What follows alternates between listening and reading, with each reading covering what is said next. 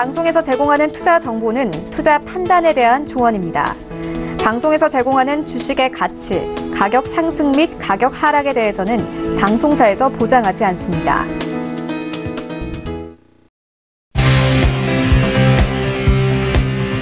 슈퍼스탁 발굴 프로젝트 글로벌 슈퍼스탁의 김민아입니다. 중국에서 시작된 경기 둔화 신호가 증시를 줄줄이 끌어내리고 있습니다. 우리나라 증시는 간신히 2010선을 유지했지만 홍콩 항생지수가 3% 가까이 급락하면서 시장을 긴장케 했는데요. 이제 미중 무역전쟁의 방향성을 가늠케 할 미국 트럼프 대통령의 말에 귀 기울여야 할지도 모르겠습니다. 오늘도 저희 글로벌 슈퍼스탁과 함께 하시면서 글로벌 증시 속에서 중요한 이슈들 꼭 챙겨가시기 바랍니다. 자, 그럼 오늘 알아볼 코너별 이슈들부터 확인해 보겠습니다. 먼저 글로벌 코너로 가보겠습니다. 네, 첫 번째 소식은요, 국제 유가에 대한 이야기입니다. JP모건이 오펙의 감산을 유지해야 한다고 조언을 했다는 건데요. 글쎄요, 이 오펙은 여태까지 감산을 잘 유지를 해왔던 것 같은데 과연 무엇이 문제인 걸까요? JP모건의 말을 자세하게 들여다보도록 하고요. 두 번째로는 흔들리는 세계 제조업 경기에 대해서 짚어보려고 합니다. 중국뿐만이 아니라 현재는 유로존 역시 불안에 휩싸여 있다고 하는데요. 정말 2019년도에는 글로벌 경기가 둔화되는 걸까요? 잠시 후에 전문가님과 이야기 나눠보도록 하겠습니다. 네, 이번에는 차이나 코너로 가보도록 하겠습니다. 먼저 첫 번째 소식입니다. 네, 2019년도에는요, 중국에 굉장히 중요한 이벤트들이 많이 있다고 합니다. 특히 1월 1일에는 미국과의 관계에 중요한 이벤트가 있었다고 하는데요. 이를 계기로 두 나라가 좀 사이가 좋아지지 않을까 기대도 해보는데, 미리 보는 중국 2019 캘린더 준비했으니까요. 잠시 후에 만나보시고요. 두 번째로는 역시 제조업 지수를 살펴보지 않을 수가 없겠습니다. 현재 이 제조업 지표가 어느 정도로 불안해 있는 것인지, 그리고 이를 끌어올릴 만한 안정책은 없는 것인지 분석을 해볼 테니까요. 끝까지 함께 하시면서 유망 투자 종목까지 챙겨가시기 바랍니다. 자, 그럼 본격적으로 글로벌 슈퍼스탁 출발합니다.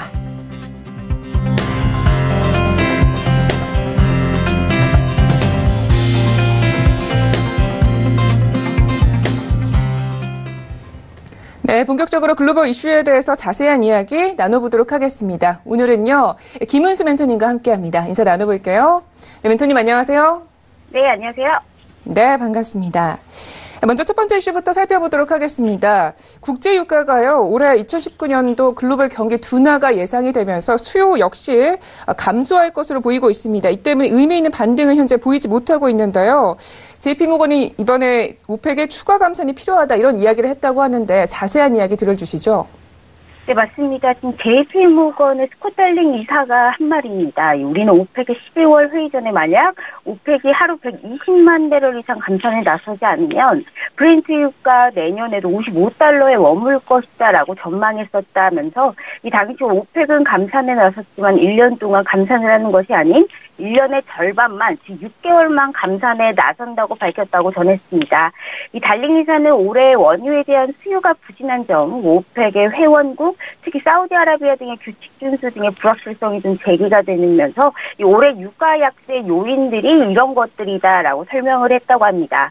일단 현재 과잉 공급이 특히 미국의 셰일 여파로 인해서 공급 부분이 이제 그 공급 부분에 대한 부분의 문제이긴 하지만요. 어제 중국 차이시 제조 PMI 지수가 나오지 않았습니까? 그 지수가 50을 하회한 것처럼 보통 50이 그 기준으로 잡는데요. 50으로 하회를 하면 별로 이렇게 그 좋지 않은 상황이다라고 볼 수가 있는데 이 하회한 것처럼 글로벌 경기 둔화가 수요마저도 줄어들 것으로 이제 보이고 있는 것 같습니다. 일단 오펙이라도 감산에 좀 적극적이어야만 하는데요. 그래야 의미 있는 어느 정도의 오일에 대한 반등이 나올 수 있다라고 생각을 하고 있는 것 같습니다.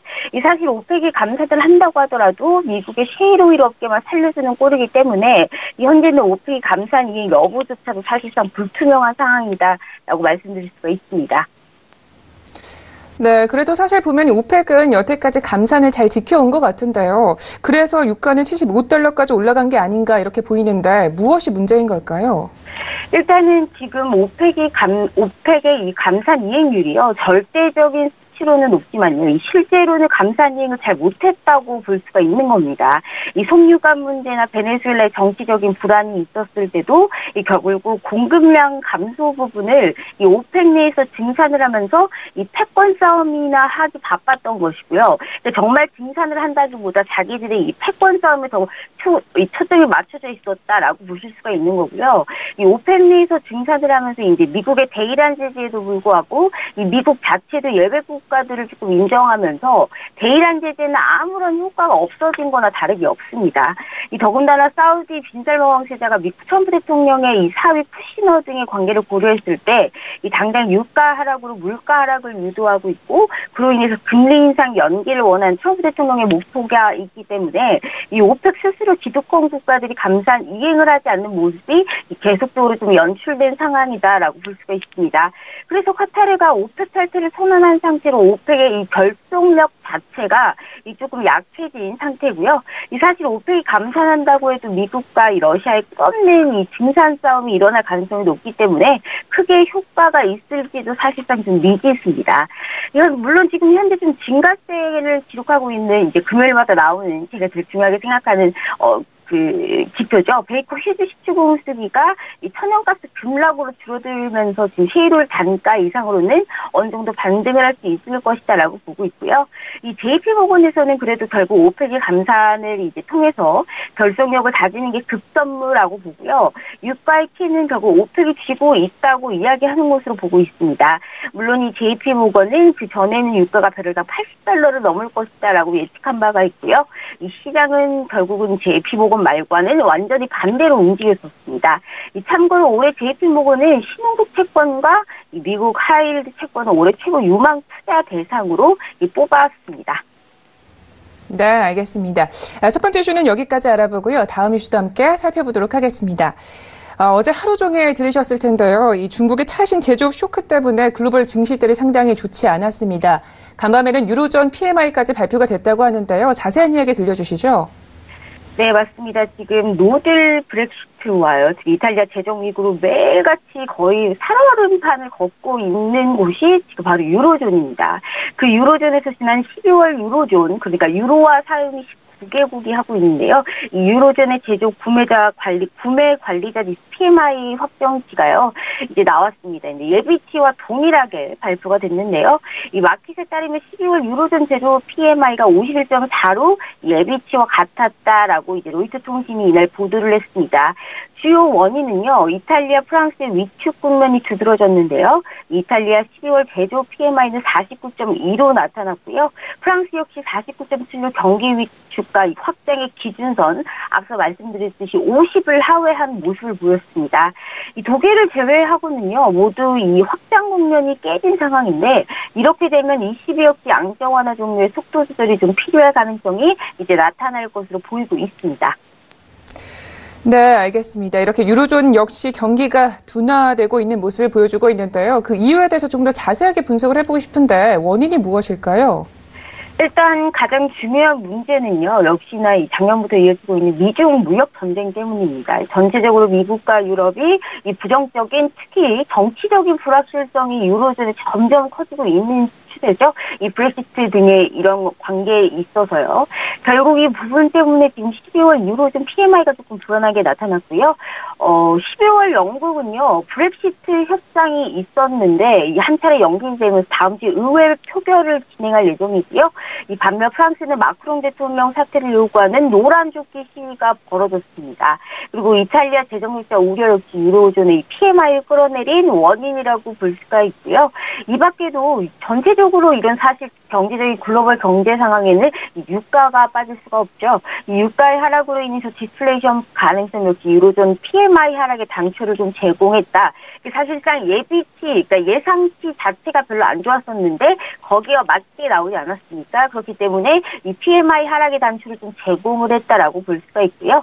2019년 올해를 맞이해서 이 신흥국, 특히 동남아와 인도 등의 주요 국가들의 이 정치적인 교체 시기와 지금 맞물리는 상황이기 때문에 이 글로벌 경기와 유로존의 운명은 이런 정치 이벤트로 어느 정도 이제 앞으로도 전개가 될 가능성이 높습니다. 그래서 이 반드시 이 정치적인 것뿐만 아니라 유가 등 이 글로벌 상황적으로 반드시 꼼꼼하게 이 체크를 해봐야 된다라고 말씀드리고 싶습니다. 네, 알겠습니다. 이렇게 해서 이슈 두 가지는 여기까지 분석을 해보도록 하겠습니다. 일단 정치적 이슈를 잘 분석을 하라고 말씀해 주셨는데 일단 경기가 이렇게 둔화가 되면서 전반적으로 종목들이 좀 움직임이 둔화된 것 같아요. 오늘장 종목은 어떻게 보시는지요? 네, 오늘은 제가 이 크루드 오일과 유민 나스닥을 좀 준비했습니다. 우선 나스닥 먼저 보겠습니다. 지금 미중 무역 전쟁이 어느 정도 좀 봉합이 되어 간다라고 이제 생각을 할 수 있는데 이번에는 글로벌 경기 둔화 우려가 시장을 좀 억누른 모습입니다. 이 차트를 보신 것처럼요. 나스닥 선물의 경우 같은 경우에는 지금 급락세 보여줬습니다. 그래도 낙폭을 조금 많이 줄인 것이 좀 다행이다라고 볼 수가 있는데 일단은 나스닥 선물의 같은 경우에는 중국의 차이징 제조업 이 PMI 지표가 50이 깨지지 않았습니까? 그래서 급락하기 시작했습니다. 이 한때 제가 보는 주요 상승 조건 중에 하나였던 이 6,435포인트 현재 지금 제가 이 마우스로 가리키고 있는 6,435포인트 여기가 지금 이제 부근까지 조금 올라왔지만요. 결국 지금 넘어서지 못하는 모습 보일 수가 있습니다. 추세적 상승을 보이기 위해서는 현재 지금 제가 그린 이 라인 6,435포인트를 회복해야 되고요. 그 하단 라인에 6,315포인트, 6,315포인트 저항을 먼저 돌파해야 될 것으로 보이고 있습니다. 현재 상황에서 지금 올라오면요. 매도를 해야 되는 구간으로 조금 보고 있고요. 이 6,090포인트, 그 하단 라인인 6,090포인트까지 하락 가능성을 어느 정도 좀 열어두고 대응을 해야 될 것이다라고 말씀드릴 수가 있습니다. 이어서 크루드 오일 한번 보실게요. 현재 지금 크루드 오일 같은 경우에는 간밤에 지금 사우디아라비아 원유 수출 감소 소식으로 인해서 좀 상승 마감을 했죠. 46.33에 움직이고 있는데 이 장 초반에는 중국의 경제 지표 둔화 우려로 조금 하락을 했었습니다.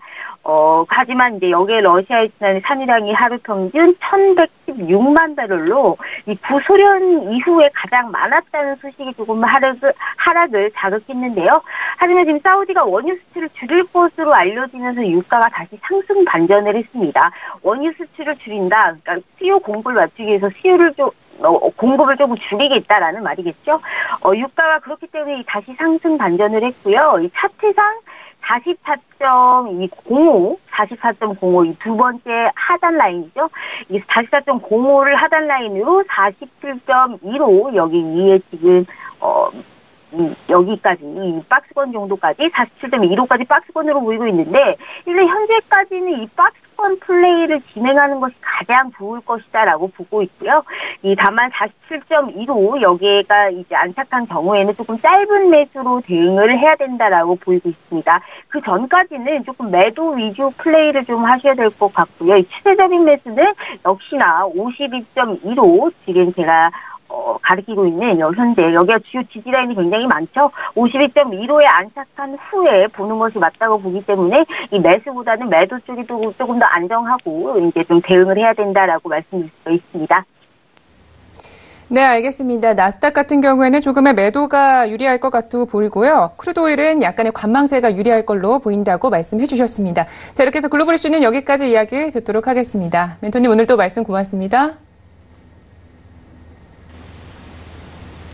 네, 참고로 본 방송에서 제공하고 있는 정보는 투자 판단에 대한 조언일 뿐 주식의 가치나 수익률을 보장하고 있지 않습니다. 저희 소형제TV는 자본시장법을 준수하여 일대일 투자 상담, 유사주신행위, 무인가 영업행위, 불법 대정보 및 가입 권유 등 모든 불법 사항들 엄중하게 금지하고 있습니다.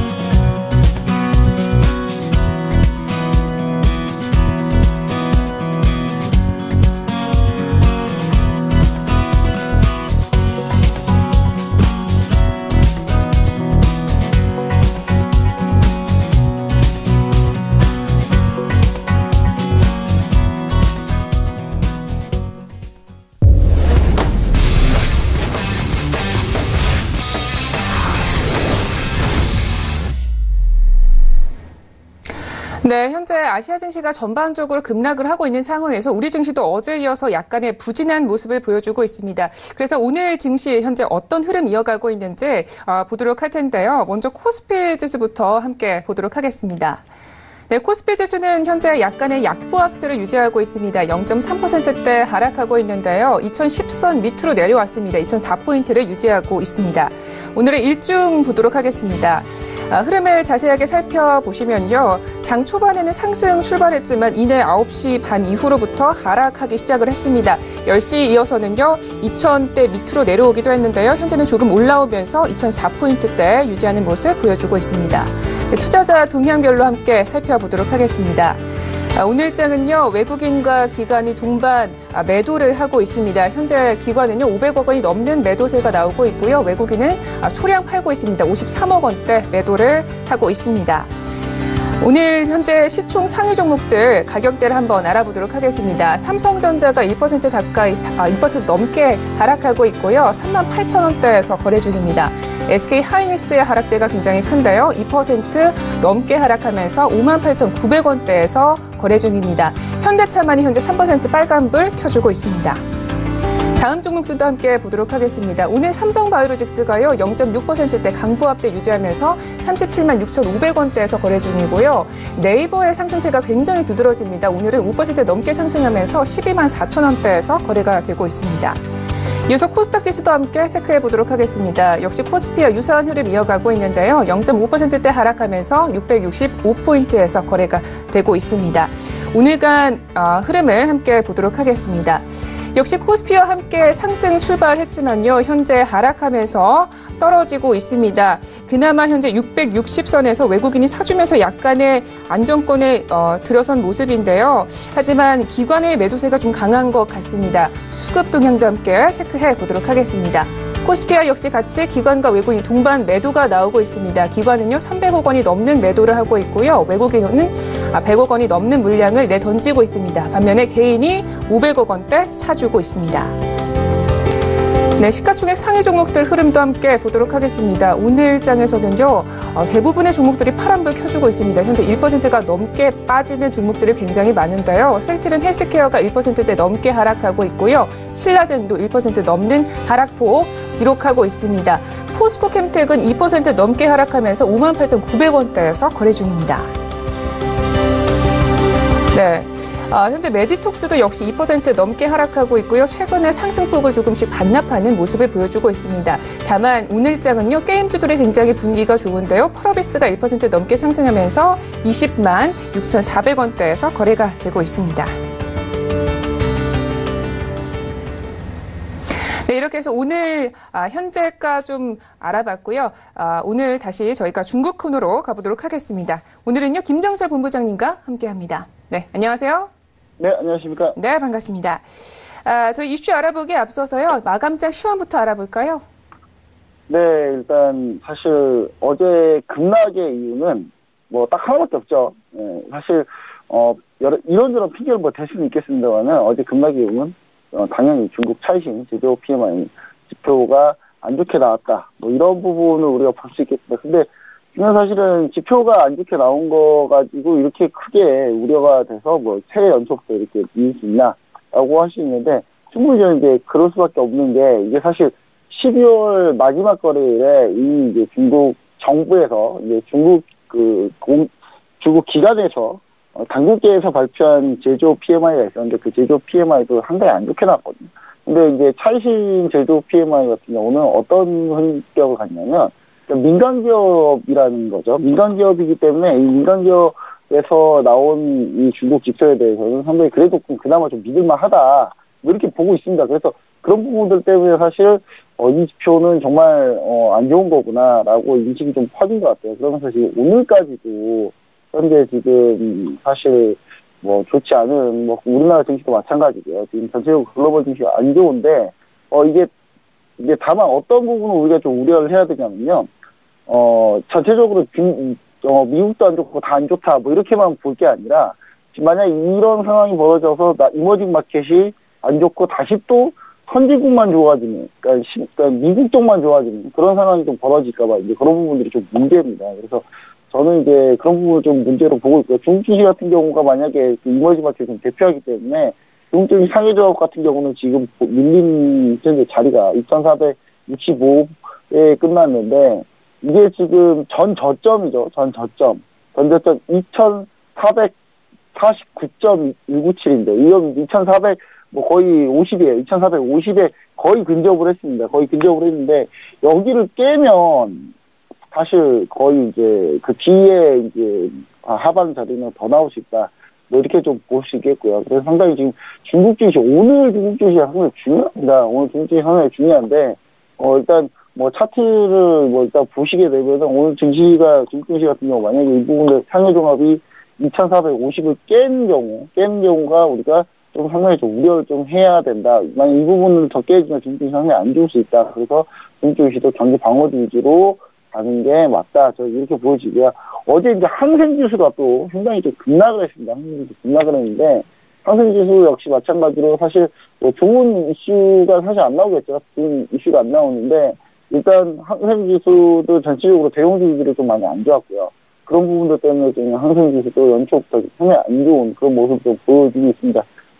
일단 창업한 지수나 산전 성분 지수 역시 마찬가지로 좀 그렇지 않았는데 홍콩 항생 지수 훨씬 더 안 좋았다. 이렇게 좀 보시면 좋을 것 같고 일단 전체적으로 이 지표 이슈 하나밖에 사실 없었습니다. 어제는. 그래서 이제 오늘 이제 PMI 그러니까 차이신 PMI 지표가 또 하나 또 나오는데 이거는 비제조업이 나와요. 비제조업이 나오기 때문에 비제조업 지수가 얼만큼 우리가 좀 잘 나올지는 좀 우리가 지켜봐야 될 것 같고요. 사실 중국은 근데 제조업 쪽이 훨씬 더 중요하니까 이 제조업 쪽 지표가 나왔고 오늘 서비스업 PMI마저도 안 좋게 나오면 상당히 조금 오늘 좀 안 좋게 가지 않을까 좀 이렇게 좀 생각이 되어집니다. 네, 알겠습니다. 마감장 상황에 대해서 알아봤는데요. 무조건 나쁘다고 볼 것만이 아니라 경기 방어 위주로 좀 대비를 하라고 말씀을 해주셨고요. 또 오늘 지금 지표가 또 하나 더 나오는데 서비스 PMI 지수도 이 부분도 꼭 체크하라는 말씀까지 들어봤습니다. 이렇게 해서 시황까지 알아봤고요. 이슈부터 살펴보도록 하겠습니다. 중국의 2019년은 굉장히 중요할 것 같습니다. 먼저 전반적으로 2019년도 중국의 주요 이벤트들 어떤 것들이 있을까요? 네, 사실 이제 연초가 됐죠. 연초가 됐기 때문에 이제 중국이 과연 어떤 일정이 있어서 우리가 어떻게 시기별로 2019년은 어떻게 대비해야 되느냐 이 부분은 우리가 좀 잘 봐야 될 것 같아요. 황금돼지 아니고 황금돼지 참 중국 사람들이 제일 좋아하는 것들이에요. 이게 황금 중국에서 금을 제일 좋아하고요. 돼지 중국에서 가장 많이 소비하는 고기가 돼지고기거든요. 근데 제일 좋아하는 해 첫 해가 상당히 첫날 지수가 너무 안 좋았기 때문에 이 부분에 대해서 우리가 좀 전체적으로 일정을 한번 봐야 될 것 같은데 올해 1월 1일입니다. 올해 1월 1일 날 1월 1일은 지났죠. 이미 지났는데 미국하고 중국하고 이제 수교를 맺은 지 이제 40주년 된 날이었습니다. 날이었기 때문에 사실 그때 미중 무역전쟁 관련해서 조금 완화됐던 거예요. 트럼프 대통령이 시진핑 주석하고 통화를 하면서 뭐 조금 더 완화적으로 좀 갔죠. 근데 중요한 거는 협상 대표를 맡고 있는 미국의 로버트 라이트하이저가 너무 강경파라 좀 더 관세를 추가적으로 더 요구해야 된다 뭐 이런 식으로 또 어제 뉴스가 좀 나왔었죠. 근데 그런 부분이 있긴 했지만 그래도 수교 40주년이기 때문에 이 부분에 대해서 서로 통화한 부분들이 그나마 조금 나쁘진 않다 이렇게 좀 보여질 수 있겠고요. 그리고 현재 중미 무역전쟁 해결하기 위해서 어느 정도 좀 노력을 하고 있다. 뭐 이렇게 보시면 좋을 것 같습니다. 일단 중국하고 미국하고 양국 교역액이 25억 달러에서 지금 5,800억 달러로 급증하는 이제 협력이 좀 강화되고 있고요. 최근에는 이제 이런 무역 통상 마찰이 좀 벌어지고 있는데, 이 벌어지는 가운데서 무역 통상 마찰뿐만 아니라 정치, 안보, 군사, 금융 뭐 다방면에서 계속 좀 충돌하고 있어요. 그러니까 이게 사실 이제 우리가 생각해 봐야 될 게 과연 트럼프기 때문에 이렇게 문제가 생기는 거냐라고 봤을 때 사실 트럼프가 아니더라도 중국의 민주당 대통령 후보가 아마 대통령이 됐다 하더라도 중국과의 이런 무역 마찰뿐만 아니라 지표 간의 이런 분쟁은 피할 수 없다. 제가 약간 좀 이렇게 보고 있었거든요. 근데 이런 부분들이 좀 이제 좀 심화된 것 같고요. 트럼프 대통령 때는. 그리고 이게 정치, 안보, 군사, 금융 전 막날 통틀어서 지금 진행되고 있는 거예요. 그래서 지금 제가 봤을 때는 아마 이런 부분들이 이제 대만 관련해서 양안 문제가 또 있죠. 그래서 최근에 양안 문제 관련해서 시진핑 주석이 새 신년사에서 얘기를 했는데 대만에서 바로 대만 총통이 웃기지 마라 뭐 이런 식으로 얘기를 했기 때문에 상당히 이 부분도 지금 이제 대만을 또 미국이 지원하고 있지 않습니까? 그런 부분들 때문에 정치안보 군사금융이 다음에 충돌이 벌어지고 있다. 뭐 이렇게 좀 보시면 좋을 것 같습니다. 그래서 수교 40주년이지만 사실 분위기는 그래도 조금 더 유해지긴 했지만 아직도 넘어야 될 산은 많다. 이렇게 좀 정리를 해볼 수 있겠고요.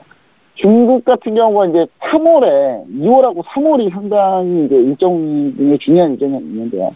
일단 2월이 뭐가 있냐면은 2월에 이제 사중전에 작년 사중전에 원래 했었어야 돼요, 가을에. 근데 사중전회를 못했던 거는 이제 무역전쟁 때문에 이제 사중전회를 제대로 못했거든요. 그러면서 이제 사중전회가 2월 말에 이제 개최가 되고요.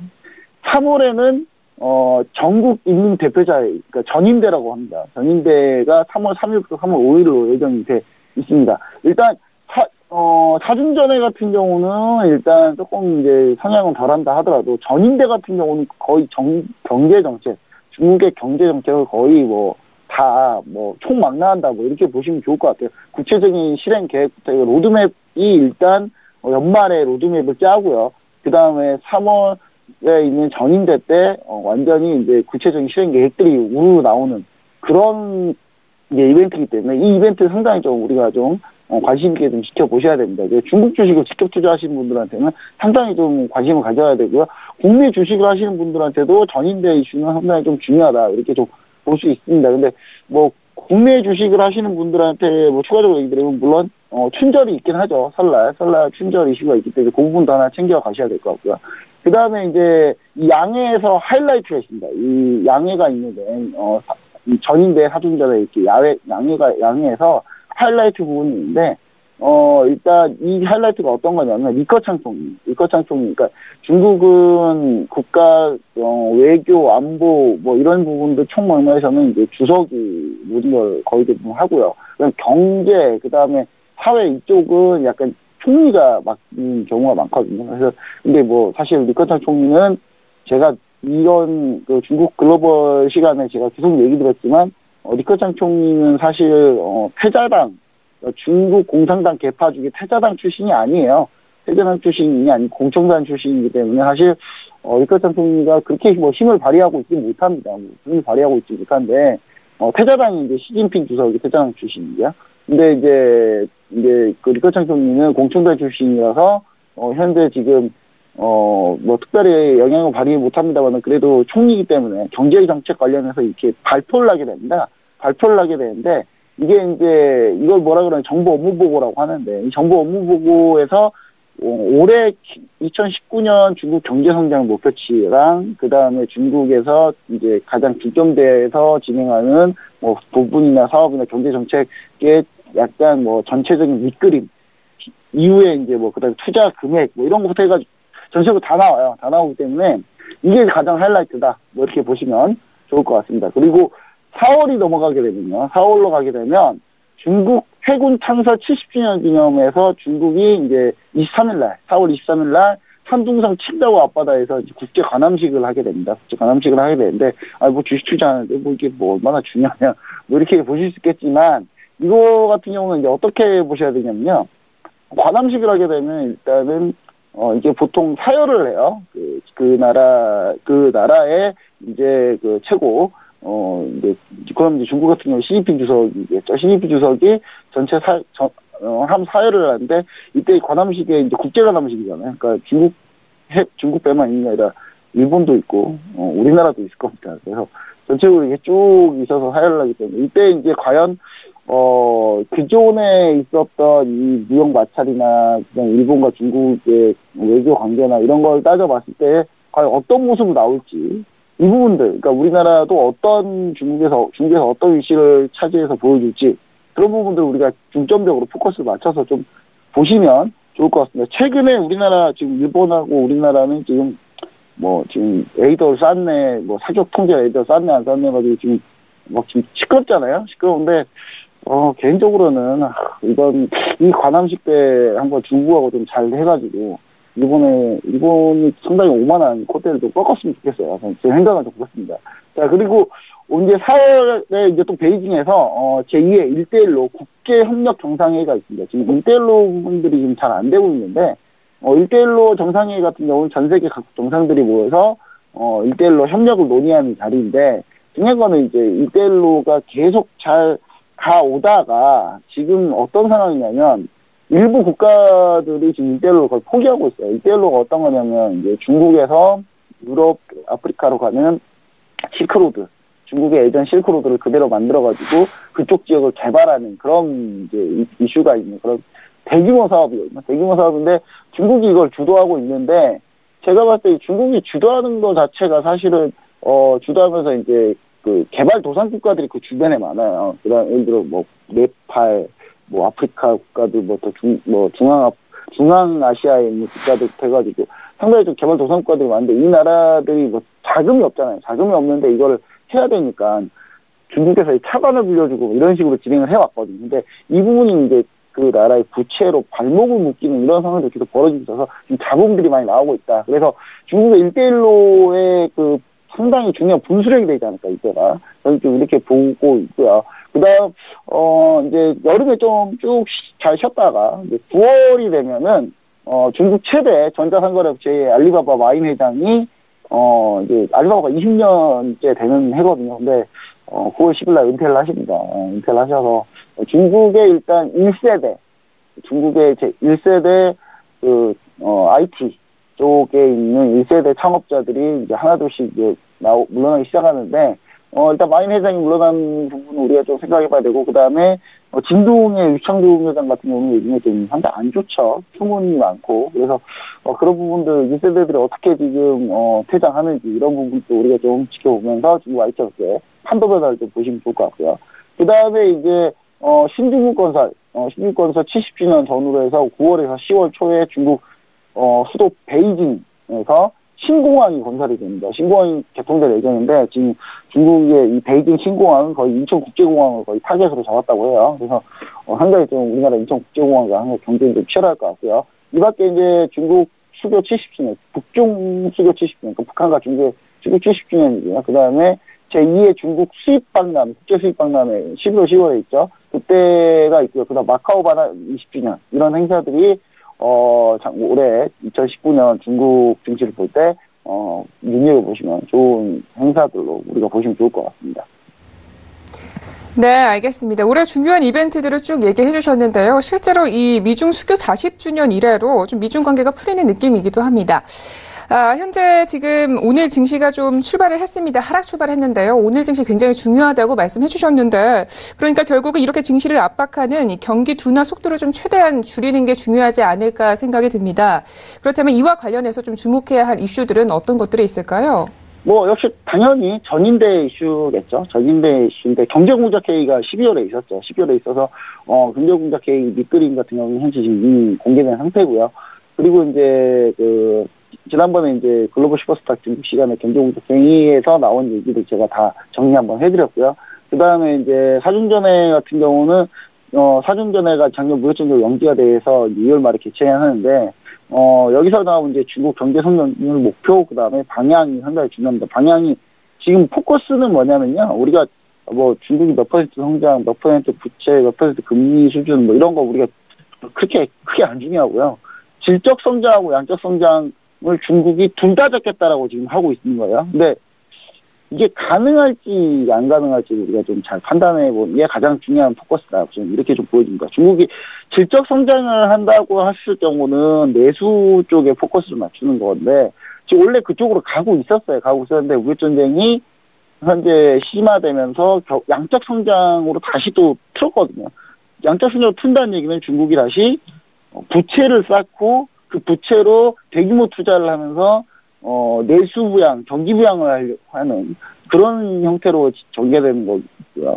질적 성장은 그런 이제 특별한 부양체가 없이 내수 쪽에 좀 치중하면서 가는 게 문제인데, 이 부분이 이제 양적 성장 같은 경우는 상당히 좀 우리나라 증시에도 안 좋습니다. 이거는 왜냐하면 이제 경쟁 단계에 있는 철강, 조선 이쪽에 또다시 수출 경쟁이 좀 벌어질 가능성이 좀 있죠. 화학도 마찬가지고요. 근데 지적 성장으로 갈 경우에는 사실상 중국의 소비 패턴 자체도 실적으로 좀 올라올 가능성이 높기 때문에, 그럼 우리나라 증시도 괜찮을 거고, 중국 증시도 사실 그렇게 되면 업종별로 봤을 때는 어느 업종을 볼지 확연히 차이가 나거든요. 부분이 완전히 되기 때문에, 양적 성장, 우적 성장하고. 그래서 이런 부분들이 중국 증시에 투자를 할 때 올해 가장 중요하게 봐야 될 포커스다. 이렇게 보시면 좋을 것 같습니다. 알겠습니다. 이렇게 해서 첫 번째 이슈는 여기까지 분석을 해보도록 하겠습니다. 자, 계속해서 두 번째 이슈도 함께 이야기를 나눠볼 텐데요. 어제 글로벌 증시를 계속적으로 억누를 했던 것이 바로 이 중국의 차이신 제조 PMI 지표의 부진이었습니다. 2년 반 만에 50이 깨졌다고 하는데 구체적인 내용 설명을 좀 부탁드릴게요. 네, 일단 중국 경제 매체 차이신에 이제 따르고요. 사실 이 차이신 제조 PMI가요. 이 차이신 중국 경제매체 차이신에서 이제 중국 차이신 정도라고 하면은 뭐 우리나라의 서울경제TV 같은 그런 독보적인 경제 매체고요. 저희 서울경제TV가 거의 비슷한 수준이라고 보시면 될 것 같습니다. 근데 이제 예전에는 PMI를 그럼 왜 PMI가 국가에서 나오는 게 있고 중국 민간기업에서 하는 게 있냐 이렇게 이제 물어보실 수 있겠는데, 사실 중국 국가에서 보고 있는 제조 PMI 통계치가 주로 대기업과 일부 이제 국유기업들 위주로 세팅되어 있다 보니까 이게 현실하고 약간 동떨어진다라는 얘기도 있고, 두 번째는 중국의 이 PMI 같은 경우가 국가 당국에서 보는 이 PMI 같은 경우는 좀 마사지한다는 느낌이 좀 있어요. 그러니까 회계 이런 거 많이 해보신 마사지가 무슨 얘기인지 잘 아시는데 숫자를 좀 만진다라는 그런 숫자를 약간 조작한다. 이런 외국인들의 시선이 좀 있습니다. 그래서 지금 민간기업에서 PMI 조사를 하거든요. 예전에는 이게 어디서 많이 했었냐면 HSBC에서 많이 했었어요. HSBC에서 하다가 이거를 HSBC에서 그만하고 차이신으로 넘기는 그런 상황이죠. 그래서 이제 이름이 차이신인 거예요. 차이신이 도대체 뭐냐고 궁금하신 분들에 의해서 좀 자세히 좀 설명해 드렸고요. 자, 중국 경제매체 차이신에 따르면 12월에 차이신 제조 PMI가 이제 전달 50.2. 사실 제가 이 50점이 나올 때도 제가 얘기 드렸어요. 네. 지난번 글로벌 슈퍼스타 시간에 그 얘기 드렸습니다. 50.2. 이거 뭔가 만진 느낌이다. 이 정도면 거의. 차이신에도 불구하고 뭔가 만진 느낌이다. 왜냐면 겨우 50을 지켰잖아요. 50.8 정도 나와야 되는 상황인데, 이거 50.2면은 좀 불안불안하다. 다음 달 지표 나오면 아마 50이 깨질 수도 있겠다라고 제가 얘기를 분명히 드렸었거든요. 근데, 50.2에 비해서 0.5포인트 떨어진 49.7, 50도 깨졌습니다. 그러니까, 이 PMI가 뭐냐면, 구매 관리자 지수라고 해가지고, 각 기업의 구매 담당자들이 있어요. 이 구매 담당자들은 상당히 좀, 이쪽에 프로들이겠죠? 이쪽 프로들이 봤을 때, 전체적으로 자기 회사의 주문, 그 다음에 출하량, 뭐 이런 것들을 막 재고, 고용 이런 걸 이제 본인이 생각을 하고, 그런 자기 회사 내부 데이터를 통해가지고, 구매 담당자가 생각해 봤을 때, 지금 경기는 어떻다라고 판단을 하는 게 바로 PMI입니다. PMI인데, 이 PMI를 이제 설문조사를 하는 거예요. 각계를 전화해가지고, 뭐 좀 어떠세요? 이건 어떻게 보시나요? 이게 설문조사를 하는데, 중요한 거는, 이 부분이 50을 기준으로 위로 가면 확장 국면, 밑으로 내려가면 이제 침체 국면이라고 하는데, 50이 깨졌다. 이거는 즉, 이제 침체 국면으로, 떨어졌다. 이렇게 보시면 좋을 것 같아요. 그러니까 지금 현재 2017년 5월에 49.6을 기록하니 처음으로 50을 다시 하회를 했고요. 그러니까 이 정도 수준은 아직까지는 뭐 크게 우려하는 수준은 아니에요. 그러니까 2017년에 비해서 이제 나온 거니까. 근데 PMI 같은 경우는 이제 경기 동향을 파악하는 지표로 이제 50이 너무 확장이다. 이렇게 보시면 좋을 것 같고. 사실 이 부분에 대해서는 제가 톡스타 시간에 지표를 설명할 때 이거 경기 동향 지표 해가지고 제가 엄청나게 설명을 해드렸으니까, 나 이거 도대체 PMI가 뭔지 궁금해 하시는 분들은 톡스타, 유튜브, 서울경제TV 톡스타 한번 쳐보시면 나올 것 같고요. 그 다음에 일단, 이걸 넘지 못하면 위축인데, 일단 중국 국가통계국에서 2018년 12월 공식 제조 PMI, 그러니까 국가통계국에서 작성하는 거예요, 이거는. 공식 제조 PMI가 49.4. 오히려 더 안 좋아요. 국가통계국 봤을 때. 그러니까 제가 봤을 때 국가통계국이 지난달 12월에 발표했던 거 49.4는 거의 포기한 것 같아요. 네, 거의 만지다가 포기한 그런 지표 느낌이고요. 2016년 7월 20개월 만에 50 밑을 내려온 그런 상황입니다. 그래서 특히 이제 차이신 제조 PMI 같은 경우는 중국 국가통계국에서 작성한 PMI하고 차이점은 뭐냐면 중소기업들 위주로 많이 돼 있어요. 그래서 중국의 실물 경기를 조금 더 잘 파악할 수 있는 그런 상황이기 때문에 민간 기업이 조사한 내용이고 그런 부분들 때문에 또 통계적으로 많은 의미를 부여할 수 있고 사실 거의 모든 증권 쪽이나 이쪽 데이터 핸들링하는 애널리스트들 밑에 주니어들 같은 경우 보통 애널리스트들이 데이터 핸들링 하진 않습니다. 주니어들 밑에 입사가 안 된 주니어들이 열심히 이런 데이터 핸들링 하거든요. 이 데이터 핸들링 하는 사람들이 봤을 때는 오히려 이 차이신 제조 PMI를 훨씬 더 많이 씁니다. 뭐 거의 대부분 이거 쓸 거예요. 그래서 의미를 조금 더 많이 부여할 수 있다. 뭐 이렇게 보시면 좋을 것 같습니다. 네, 알겠습니다. 이 중국 경제 지표들을 분별하는 방법을 상당히 자세하게 알려주셨는데요. 오늘은 이제 중국의 차이신 서비스업 PMI 지표가 나옵니다. 일단 제조업 부분에서는 중국이 위기에 빠진 게 아닌가 하는 이런 이야기들이 굉장히 많이 나오고 있는데 저희가 좀 어떻게 해석을 해보면 좋을까요? 네, 이제 실제로 이제 2016년 8월에 50을 좀 넘어선 뒤에서 드디어 이제 27개월 연속 확장세를 계속 지속했습니다. 그러니까 50이 넘으면 그냥 확장세고요. 이거 경기 동향 지표 같은 경우는 50을 넘었는데 55가 됐고 57이 됐고 뭐 이거는 별로 크게 관계가 없어요. 일단 50을 넘느냐 안 넘느냐가 제일 중요한 거예요. 넘느냐 안 넘느냐가 제일 중요한 거니까 이 부분을 좀 우리가 좀 집중적으로 좀 보시면 좋을 것 같고요. 일단 중국 차이신 제조 PMI 27개월 연속 확장세를 좀 기록을 했었습니다. 확장세를 기록하다가 지금 이제 중국 제조 PMI 같은 경우 무역전쟁이 좀 격화되면서 지난해 9월부터 4개월 연속 계속 밀렸습니다. 그러니까 무역전쟁이 4월 5월부터 시작이 됐는데 그때 처음에는 이제 크게 영향을 받지 않고 있다가 그 뒤로 계속 밀리고 있는 그런 모습이고요. 그런 부분들 때문에 특히 이제 신규 수출 주문 지수, 그러니까 이 PMI를 구성하는 항목 중에 신규 수출 주문 지수가 지속적으로 밀리고 있었어요. 그러면서 이제 제조업 분야가, 그러니까 그게 무역전쟁에 타격이 있었다는 거죠, 그 말이. 이제 제조업 분야가 수요가 감소하는 거를 분명히 이제 반영을 하고 있다. 그러니까 제조업 수요가 감소한다는 건 뭐 어떤 얘기냐면 외국에서 뭔가를 이제 들여와서 그걸 이제 수출을 해야 되는데 이 수출 주문이 좀 줄고 있다라는 얘기가 될 겁니다. 그래서 이런 부분들 때문에 제조업 분야에서 어딘가 수출하려면 누가 사겠다고 해야 수출을 하는 거 아니겠습니까? 근데 이제 그런 전반적인 수요가 좀 줄어들고 있다. 뭐 이렇게 좀 보시면 좋을 것 같고, 국가통계로 발표한 신규 수출 주문 지수가 46.6. 전달보다 전달이 47이었는데, 계속 낮아져서 지금 7개월 연속 하락. 이거는 이제 중국하고 미국하고 무역전쟁을 한 이후로는 7개월 연속 계속 쭉 하락했다. 이렇게 보시면 좋을 것 같고요.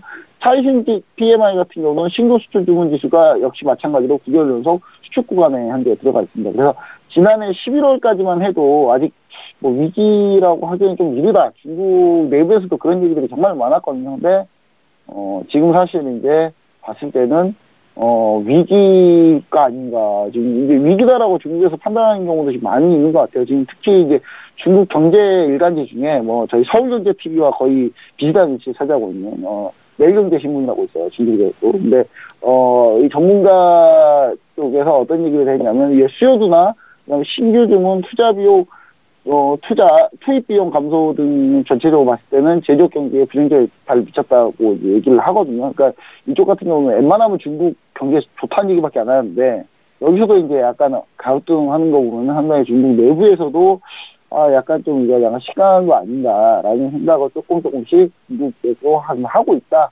뭐 이렇게 보시면 상당히 좋을 것 같습니다.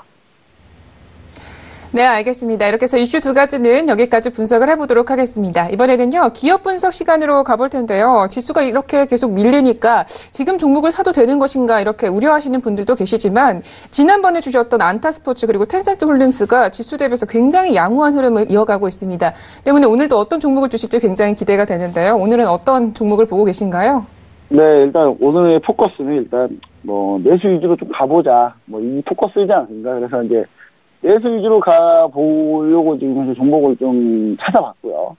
그리고, 이런 경기에 민감하지 않는 그런 건 도대체 뭐가 있을까, 생각을 해봤는데, 역시나, 고가품들밖에 좀 생각이 안 나는 것 같아요. 솔직한 얘기로, 우리 잘 생각해 보십시오. 우리 경기가 안 좋아도 명품은 잘 팔려요. 그렇죠? 예, 특히 여자분들 예를 들면 여자분들 예를 들어서 좀 죄송하긴 한데 의도는 다른 의도는 없습니다. 근데 여자분들 가방 보면 이렇게 그 샤땡 브랜드 있잖아요. 샤땡 브랜드 보면은 오히려 빨리 사는 게 이득이에요. 왜냐하면 뒤로 갈수록 가격이 올라요. 이게 그렇기 때문에 오히려 이런 불경기 잘 안 타는데 역시 마찬가지로 중국에서 고가품이 조금 더 낫겠다라는 생각으로 제가 좀 본 게 다시 한번 가져온 게 귀주 모태주입니다. 자, 귀주 모태주. 자, 귀주 마오타이주죠. 이름 마오타이주고요. 코드 번호 얘기 들으면 600-519, 상해 등에서 상장되어 있습니다. 자, 귀주 모태주가 왜 고가품이냐? 술 하나에 이 술이 엄청 비쌉니다. 그냥 몇백만 원, 몇천만 원 하거든요. 술 한 병에. 그러니까, 예를 들면 클럽에서 많이 먹죠. 그런 아르망땡, 이런 거. 아르망땡하고 비슷한 루이식땡, 이런 거 있잖아요. 이런 술하고 가격이 거의 비슷한, 그것보다 더 비싸요. 사실 기준 모태주는. 그래서 이제, 전 세계 글로벌, 주류 회사 1위죠. 마오타이주 같은 경우는 1월 1일 날, 제가 마오타이 귀주 모태주를 가져온다. 이게 귀주 모태주가 한문 이름이고요. 중국 발음으로 마오타이라고 합니다. 마오타이가 이제 제가 가져온 나온 이유가 1월 1일 날 공시를 통해서 시장 매출, 그러니까 4분기 매출을 이제 잠정 실적을 발표를 했거든요. 원래 귀주 모태주는 그 분기 끝나면 바로바로 그 잠정 실적을 바로바로 얘기를 해줍니다. 그래서 그 실적이 다 따끈따끈하게 나와가지고 그 얘기까지 같이 드릴 건데 일단 1월 1일 공시를 통해가지고 예상치하고 좀 부합한 실적을 발표했습니다. 4분기 잠정 실적 발표했는데 매출액이 전년 동기 대비해서 YOY로 21% 증가했고요. 200억 위안을 기록했고 순이익은 31% 증가한 93억 위안을 기록했습니다. 그러니까 순이익이 상당히 좀 높죠.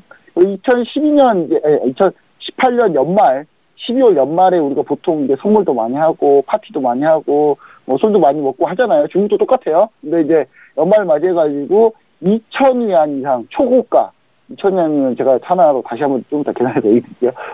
일단 기본적으로 수백만 원, 수천만 원입니다. 그냥 그 초고가 마오타이주 공급도 확대했는데 이 부분이 좀 잘 먹혀가지고 상당히 좀 잘 되고 있다. 이렇게 보시면 좋을 것 같고 안정적이고 지속적인 성장세를 좀 지속하고 있다. 이렇게 보시면 좋을 것 같습니다. 사실 시진핑 주석 때 와가지고 이 귀주 모태주가 부패 척결을 해가지고 이런 거 막 선물로 주고 이런 거 고가품 선물로 주는 거에 대해 상당히 규제를 많이 했다가 거기에 지긋함을 맞았었어요. 귀주 모태주. 근데 그 뒤로 실적 저가품 라인을 좀 많이 늘리면서 약간 보편한 라인하고 그다음에 고가품 라인을 이렇게 투트랙 전략으로 이렇게 잘 가고 있는 그런 모습이고요. 상당히 중국 같은 경우 이 문화적 특성을 잘 아셔야 돼요. 중국은 밥 한 끼를 먹어도 몇백만 원 그냥 써요. 그냥 밥을 웬만큼 남겨야지 이게 어느 정도 대접을 했다. 이런 스타일의 대륙 스케일이기 때문에 그렇기 때문에 술을 먹어도 이렇게 상당히 고가품 이런 걸 먹고 접대하고 대접하고 이런 걸 상당히 좀 중국 문화에서는 상당히 좀 보편적인 거다라고 보시면 좋을 것 같습니다. 우리나라하고 좀 약간 다르다. 이렇게 좀 보시면 좋을 것 같고요. 그래서 이제 차트를 보시면은 차트상에 보시면은 잠시만요. 차트를 한번 볼게요. 자, 차트를 보시면은 일단 이거를 하면은 제가 하면은 이제 차트를 다시 띄울게요. 화면이 좀 잘 안 나고 있는데. 자, 아마 나올 겁니다. 이제. 자, 차트를 보시면 귀주 모태주 같은 경우는 제가 봤을 때는 사실 우리가 어디서 접근을 좀 해볼 필요가 있냐면 지금 현재 라인에서 조금 밀렸을 때 좀 보시면 좋을 것 같아요. 조금 더 밀렸을 때 좀 보시면 좋을 것 같고 지금 상황에서 지금 가격대 자체를 우리가 어떻게 잡아야 되냐면요. 580위안에서 우리가 좀 기다렸다 잡으시면 좋을 것 같고 손절가는 537위안을 잡으시면 좋을 것 같습니다. 이쪽 하단 라인이고요. 그리고 1차 목표가는 634위안이면 요 라인이거든요. 지금 현재 120일 120점 밀리고 있는데 여기에 부분에서 한번 이제 정체 구간이 한번 있을 수 있다. 한번 횡보를 할 수 있다는 생각 때문에 1차 목표가 여기를 잡았고 2차 목표가는 733.500위안 이 라인입니다. 이 라인이기 때문에 지금 상당히 잘 다져왔고 실적이 가장 우리들 잠재 실적이 예상치 부합하게 나왔고 순이익률이 상당히 좋았기 때문에 이런 부분들은 귀주 모태주는 앞으로도 중국 내수 쪽으로 봤을 때는 상당히 좀 각광받을 수 있다. 계속 추가적으로 계속 성장할 수 있다. 이렇게 보시면 좋을 것 같습니다. 네, 알겠습니다. 이렇게 해서 기업 분석도 여기까지 이야기 들어보도록 하겠습니다. 오늘 2019년도 중요 이벤트들 그리고 이슈도 굉장히 세세하게 잘 짚어주셔서 저희가 1년을 또 미리 잘 준비할 수 있을 것 같습니다. 오늘 말씀 정말 고맙습니다. 네, 감사합니다. 네, 오늘 저희가 준비한 소식은 여기까지입니다. 참고로 본 방송에서 제공하고 있는 정보는 투자 판단에 대한 조언일 뿐 주식의 가치나 수익률을 보장하고 있지 않습니다. 저희 서영재TV는 자본시장법을 준수하여 일대일 투자 상담, 유사주식행위, 무인가 영업행위, 불법 대여계 정보 및 가입 권유 등 모든 불법 사항들 엄중하게 금지하고 있습니다. 네, 우리 시청자분들 오늘도 성공적인 투자 판단하시고요. 저희는 내일 이 시간 찾아뵙도록 하겠습니다. 함께해 주신 여러분 고맙습니다.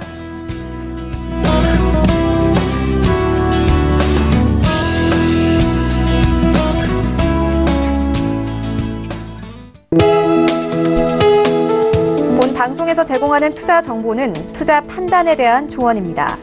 방송에서 제공하는 주식의 가치, 가격 상승 및 가격 하락에 대해서는 방송사에서 보장하지 않습니다.